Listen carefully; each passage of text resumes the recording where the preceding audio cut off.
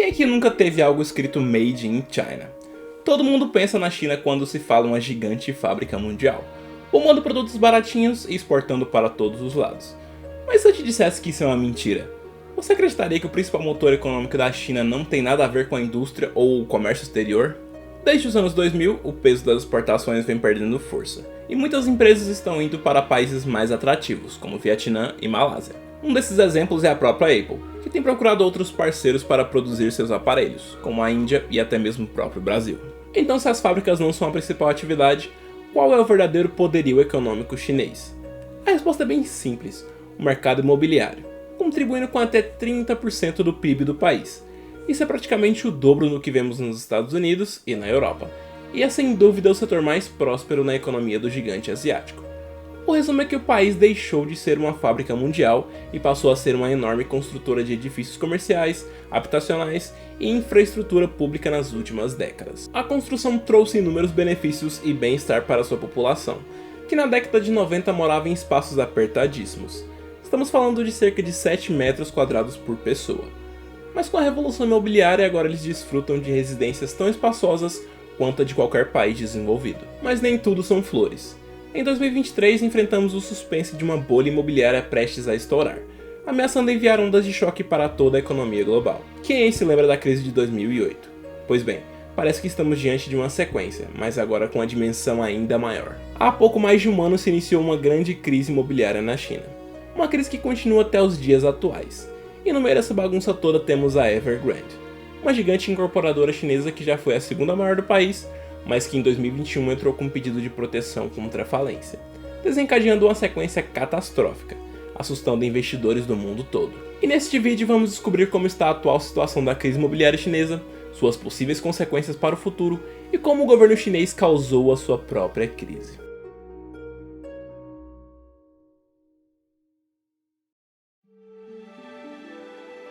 Por que o mercado imobiliário chinês cresceu tanto a ponto de superar potências globais? Para responder isso, precisamos voltar a 2008, quando a China era o epicentro da produção mundial. Suas exportações eram quase o dobro das de hoje, e as fábricas estavam funcionando à incapacidade máxima. Mas todos sabemos que nessa época estourou uma das piores crises financeiras do Ocidente, fazendo com que países que eram seus clientes fiéis reduzissem drasticamente as suas compras na China. E é claro que o gigante asiático sentiu o baque. As vendas despencaram, mas o governo chinês não podia tolerar que sua economia entrasse em recessão. E qual foi a saída? A partir de 2008, a China embarcou numa missão: impulsionar a sua economia através de uma explosão no setor imobiliário, abrindo as portas de crédito habitacional e lançando uma chuva de incentivos fiscais para desenvolvimento imobiliário. Afinal de contas, a China era um país com uma população gigantesca, mas com poucas moradias. E isso até que fazia sentido. A China tinha uma população imensa carente de moradias, empresas em expansão e cidades crescendo a um ritmo frenético. Mas construções parecia ser a resposta para manter a economia funcionando. Porém, o que começou como um plano visionário para melhorar a economia e a vida das pessoas, terminou com um ciclo de ganância e interesses. Mas por qual razão esse ciclo se iniciou?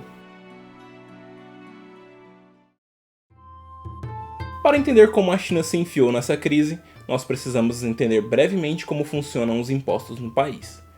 A China tinha um jeitinho todo especial de lidar com os impostos. Cada região tinha liberdade para administrar a sua própria receita, com o governo central cuidando apenas de despesas grandiosas, como o exército e diplomacia. Mas isso estava dando uma imensa dor de cabeça para os chefões de Pequim, já que o sistema descentralizado estava enfraquecendo a capacidade de controle do governo do Tesouro Nacional. Em 94, o governo chinês reformou todo o sistema fiscal e decidiu centralizado. De forma simplificada, o governo arrecadava a maior parte dos impostos e redistribuía a renda. Mas o grande problema é que as autoridades locais ainda tinham responsabilidades gigantescas, como cuidar da saúde e educação do povo, mas agora dependiam das migalhas enviadas pelo governo. E é claro que essa conta não fechava. A solução que as autoridades locais encontraram foi vender os direitos de uso da terra para as construtoras, gerando uma bela quantia para os cofres locais. O plano era engenhoso: investir pesado em infraestruturas, como estradas e hospitais, atraindo uma multidão querendo comprar casas nas regiões bem equipadas, o que fazia o preço dos imóveis e dos terrenos dispararem. Uma verdadeira chuva de dinheiro para os órgãos locais que podiam repetir o ciclo, investindo ainda mais em infraestrutura. Para resumir, o plano das autoridades era muito claro: Eles queriam aumentar o preço da habitação a qualquer custo.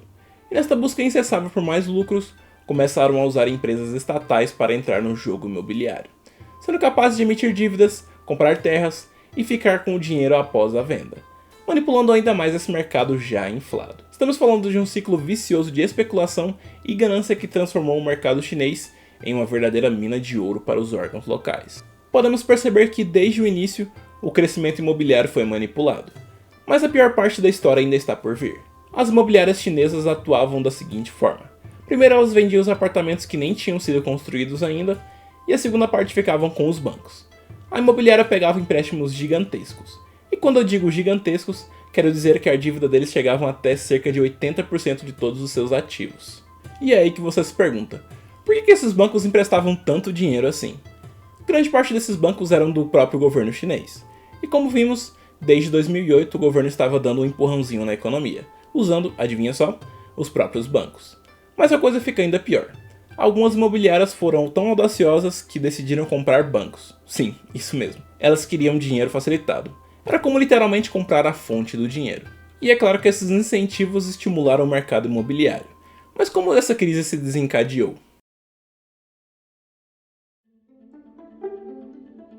Em 2020, o governo chinês viu que o mercado estava endividado e superaquecido, e decide freá-los. Eles chamaram grandes incorporadoras imobiliárias e fizeram 3 pedidos. O primeiro deles é que baixassem o endividamento para 70%. O segundo é ter dinheiro reservado para emergências. E o terceiro é ter dinheiro para cobrir as dívidas a curto prazo. O plano do governo era simples: reduzir a montanha de dívidas e evitar que novos empreendimentos pipocassem. Mas jogaram um balde de água fria nesse plano ao fechar o acesso a crédito fácil. A partir daí aconteceu um efeito dominó. Primeiro, a compra de casas caiu em queda livre. Depois, as imobiliárias ficaram sem vendas, e é claro que consequentemente sem dinheiro. E se elas estão sem dinheiro, quem vai pagar as dívidas? E não para por aí. As construtoras que vendiam as casas antes mesmo de construí-las se viram sem dinheiro para terminar o que começaram. O resultado, famílias pagando hipotecas de casas que nem existiam. Então o que o governo faz? Implementa um plano de emergência. Abre novamente a linha de crédito para imobiliárias, dá suporte para finalizar os prédios inacabados e incentiva que as empresas saudáveis comprem as que estão à beira da falência. Mas será que tudo isso funcionou realmente? Será que a China escapou da crise com isso? A verdade é que as coisas estão piores do que parecem. Agora em 2023, o mercado imobiliário chinês parece ter dado uma pausa. Não está nem melhorando e nem piorando. Mas mesmo assim, especialistas afirmam que esta é a calmaria antes da verdadeira tempestade. O que pode ter contribuído para essa pausa foi a recuperação da pandemia, que fez com que as pessoas voltassem às ruas. Mas algumas evidências sinalizam que algo pior ainda está próximo. A primeira delas são as casas vazias que estão brotando por todos os cantos na China, superando até mesmo destinos turísticos mais famosos como Espanha e Itália, onde muitas casas estão apenas para veraneio. Na China, entretanto, as casas estão vazias não por luxo, mas sim porque não há pessoas suficientes para comprá-las. O segundo forte indício são as metrópoles como Pequim e Xangai.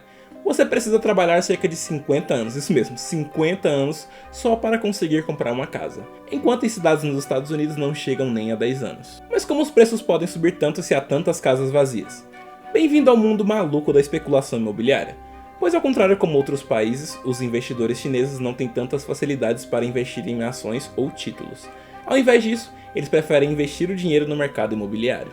Agora os governos locais que antes nadavam em receitas vindas da terra estão à beira do desespero, pois as terras estão acabando, ameaçando um colapso econômico. Além disso, enquanto a bolha imobiliária estava crescendo, os bancos desviaram dinheiro que poderia ter alimentado setores produtivos de longo prazo, como o de tecnologia, fazendo com que empresas tivessem mais problemas de crescimento e desenvolvimento. A crise imobiliária pode ser muito pior do que tem sido.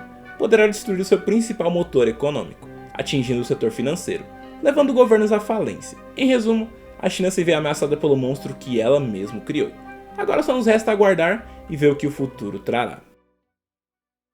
E você, acha que uma das piores crises ainda está por vir ou o governo conseguirá conter somente com essas medidas? E melhor, quem é o real culpado disso tudo na sua opinião? Deixe aí nos comentários. Será que Portugal pode se tornar a próxima superpotência mundial? E por que o Uruguai está se tornando o país mais rico da América Latina? Clica aí que eu te vejo lá. Ah, e não se esqueça de se inscrever, viu?